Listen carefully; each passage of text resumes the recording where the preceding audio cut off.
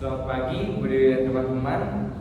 Kami dari kelompok 1 yang berisikan Nama saya Didi Manuela, absen 11. Nama saya Nadia Dia, absen 19. Nama saya Vanessa Aulia, absen 32. Nama saya Nadia Julika, absen 2. Nama saya Jessie Margareta, absen 15. Nama saya Laurentius Desanto, absen 18. Nama saya Willy Antono, absen 33. Nah, pada kesempatan kali ini kami memilih ekosistem sungai untuk memenuhi tugas ruang kolaborasi biologi. Ekosistem sungai adalah suatu ekosistem air tawar dan ekosistem floating yang merupakan habitat bagi hewan yang telah beradaptasi dengan kondisi aliran air.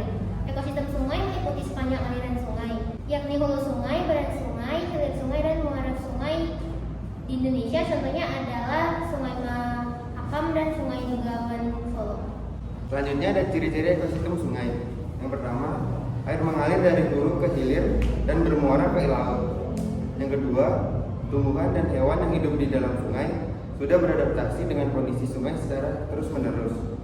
Yang ketiga, terdapat variasi kondisi fisik dan juga kimia dalam tingkat aliran air yang sangat tinggi. Yang terakhir, adanya perubahan kondisi fisik dan juga kimia yang berasal secara terus-menerus.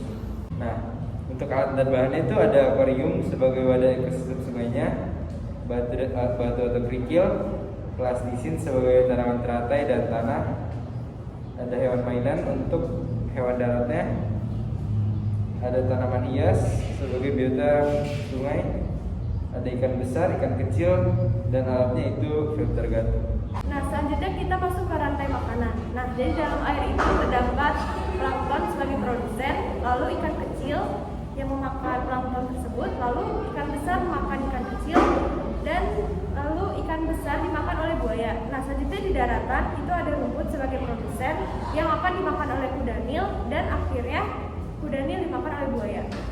Dari ekosistem yang kami buat, kami menemukan 3 interaksi antar individu. Yang pertama adalah simbiosis komensalisme, yaitu adalah hubungan berbeda jenis di mana satu diuntungkan sedangkan lainnya itu netral, yaitu tidak diuntungkan dan tidak dirugikan. Contohnya adalah ikan-ikan kecil yang berteduh di tumbuhan teratai. Yang kedua ada predasi, yaitu adalah interaksi antara pemangsa dengan yang dimangsa. Contohnya adalah buaya yang memaksa ikan besar, sedangkan ikan-ikan besar yang memakan ikan kecil, dan ikan kecil yang memakan plankton. Yang terakhir adalah netral, yaitu hubungan antara komponen yang tidak saling mengusik, yaitu tidak saling menguntungkan dan tidak saling merugikan. Contohnya adalah lumut dengan tumbuhan teratai. Selain itu, ada juga interaksi antar populasi, yaitu kompetisi, di mana di antara 2 spesies atau lebih saling memperebutkan sesuatu, misalnya seperti makanan.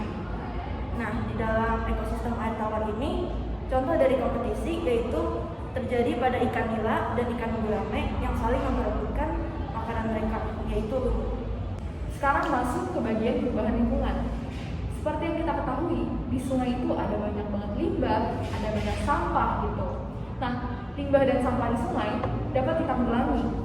Sampahnya bisa dibersihkan dengan pembersihan secara berkala, dan juga limbah pabrik dapat dibersihkan dengan menggunakan klorin dan klorin. Di sini kami menggunakan perubahan lingkungan tersebut sebagai bagian dari perubahan lingkungan kami, yaitu pencemaran air sungai.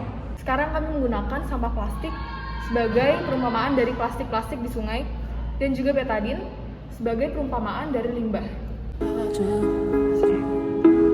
Kurang guys, sampai dia jatuh ke bawahnya. Iya.